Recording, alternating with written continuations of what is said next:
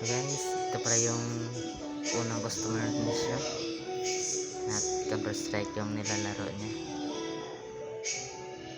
Tingnan natin kung smooth lang yung laro. Punta na kayo dito guys sa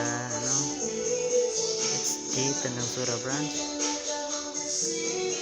Sa gilid lang ng may Rainbow Place Dormitory. Ito, panoorin natin.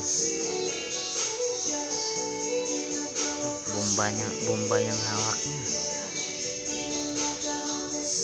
Yun, tinapon. Oh, wala.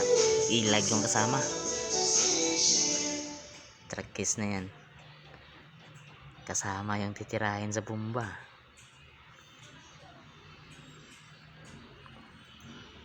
Yun. May kalaban. Yun.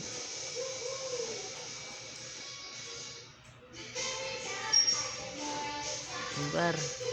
Tira. Oh. Tago. Very good.